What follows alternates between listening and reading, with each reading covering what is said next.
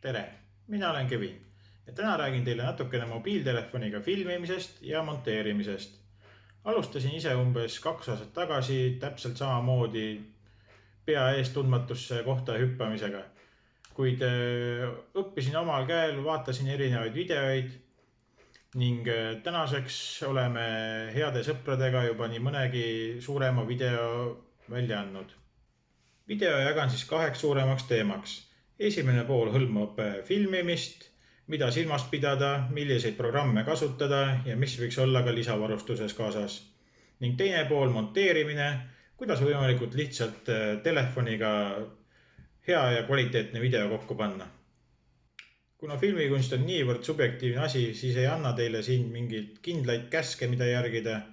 Kuid nagu endal kõik on tulnud katse-eksituse meetodil ja töö käigus, siis annan lihtsalt edasi mõningad mõtted, kuidas mina olen toiminud. Enne filmimise alustamist võiks teil kindlasti olemas olla mingisugunegi statiiv, kuhu oma telefon kinnitada. Kõige mugavam ja kõige multifunktsionaalsem selle jaoks on kindlasti Joby Gorilla pood, mis maksab umbes 20 kuni 50 euroni. Ei ole küll väike väljaminek, kuid siiski tasub oma raha kindlasti ära. Kõige tähtsamaks on siis see programm, millega filmima hakkate. Tänapäeva mobiiltelefonid on küll võimsad, kuid nendega kaasa tulevad kaameraäpid ei ole piisavalt head, et natukenegi professionaalsemat videot teha. Selleks siis kasutan mina Filmic Pro nimelist äppi, mis maksab umbes 12 eurot ning on saadaval nii Androidile kui iPhone'ile. Kogu Filmicu menüü ongi selliselt üles ehitatud, et see oleks võimalikult lihtne kasutada. Kui siit alt vaatame, siis all paremal on lindistamise nupp, siis on galerii nupp, kus saate oma klippe vaadata, seaded ning vasakul pool on siis valgebalansi reguleerimine, fookus ja säriaeg. Avades siis Filmicu programmi, tervitab teid selline pilt. All ääres on erinevad seaded ning esimene ja kõige tähtsam ongi valida siia hammasratta märgilt resolutsioon, mis võiks olla alati 1080p ehk HD kvaliteet. Seejärel tagasi saame, kui vajutame siia ekraani peale, valime kaadrisageduse. Kaadrisagedus võiks olla alati kas 30 või 25. Kui tahate filmida ka aegloop videot, siis kaadrisagedus võiks olla vähemalt 120. Aga sellisel tavalisel video filmimisel kaadrisagedus 30 sobib väga hästi. Edasi võime juba vaadata teisi seadeid. All vasakul see värviline nupukene, siit saate endale paika panna valge tasakaalu. Kui filmite õues, siis soovitan alati panna see pilve variant. Niimoodi jääb see kõige loomulikum. Kuid praegu tubastes tingimustes teeme selle pildi värvi natukene külmemaks. Seejärel see väike ringikene, sellega saate veel eraldi muuta seda valge tooni. Kui olete leidnud endale sobiva, vajutage veel üks kord siia ringi peale, ring läheb punaseks, see tähendab, et seda, et valge tasakaal on lukustatud, rohkem kaamerat liigutades ei muutu see. Kui võtame selle maha, siis vastavalt valgustingimustele hakkab ka pilt muutuma. Jätame praegu selle peale. See ruuduke on siis fookusteravuse reguleerimine. Saate reguleerida kindlat objekti, näiteks paneme siia. Kaamera automaatselt siis zoomib õigesse asendisse või võtame siia. Või võtame selle tagumise objekti näiteks fookusesse. See on ainult siis, kui tahate mingit kindlat objekti fookusesse saada. Ja kui see fookusteravus on leitud, vajutate veel siia peale, läheb punaseks, järelikult see objekt on nüüd pidevalt fookuses. Võtame selle korra maha, vajutame 2 korda ja siis ta võtab nii-öelda suurema ala võtab fookusesse.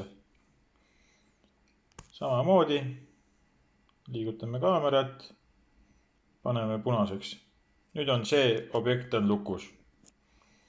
Samamoodi saab teha ka selle valge tasakaaluga, et ta võtab palju laiema nii-öelda nurgaga seda valge tasakaalu. Paneme lukku.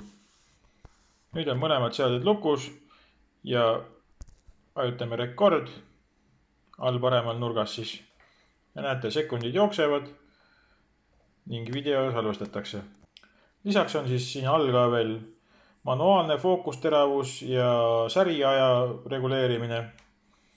Näiteks võtame fookusteravust saame ka täiesti manuaalselt muuta, kuid praegusel hetkel mina kasutan ainult seda automaatset fookust. Kui olete oma vajalikud kaadrid kätte saanud, tuleb see ka loogiliseks filmiks kokku monteerida.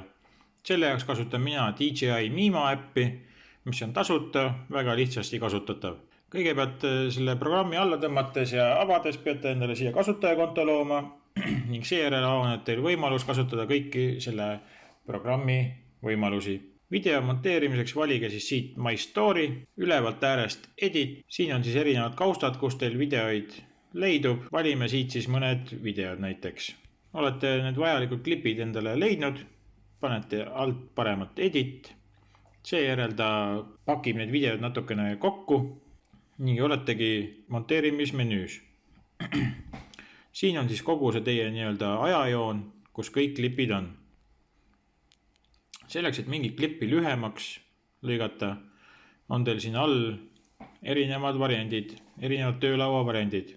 Lõikamise jaoks siis on siin cut, käärimärk, pildi muutmiseks on tone, siit saate erinevaid heledust, kontrasti, saturatsiooni, temperatuuri ja nii edasi muuta. Siis on volüüm ja kui tahate mingit seadet tahate kõikidele klippidele panna, siis vajutate siia Apply to All ja siis on näiteks kõikidel videotel heli maas.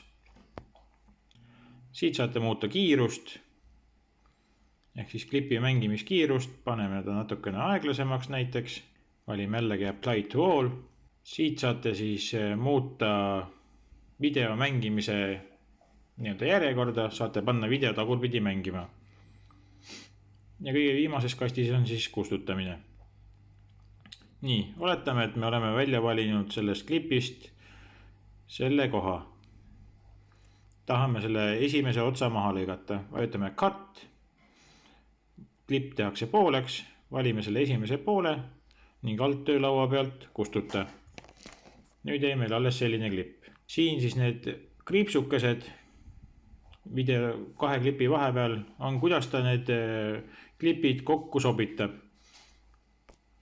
Näiteks paneme selle, klipi vaheldumine muutub sujuvamaks.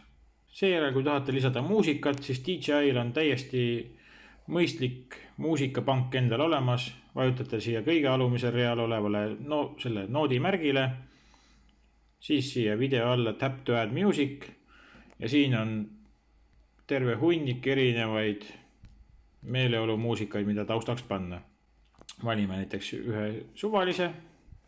Kui tahate muuta video välimust natukene nii-öelda varasemalt ette tehtud filtritega, on siin all see 3 ringikest. On teil siin terve hunnik erinevaid filtreid kasutada. Subtiitrite jaoks siis samamoodi all täht ehk tekst. Valite subtiitri kujunduse, vajutate veel siia peale, saate kirjutada mida iganes. Vajutate siia noolekese peale, okei, ning selle subtiitri peale klikkides saate valida, kui pikalt seda subtiitrit kuvatakse. Seejärel, kui olete videole endale meeldivad muudatused teinud, valite ülevalt äärest sinine nupukene done, valite 1080p, seejärel võite maha võtta selle public, kuna ta tahab kohe share, nii-öelda jagada seda videot teie DJI profiilile, seda pole teil tarvis. Niikaua, kuni ta seda videot töötleb, hoidke programm lahti ja kui ta on valmis, vajutate save only. Sellega ongi siis nii-öelda lihtne monteerimine lõpule jõudnud. Panen ka siia lõppu ühe näidisvideo, mis on täielikult tehtud, siis filmitud üles nii telefoniga ning monteeritud selle sama programmiga.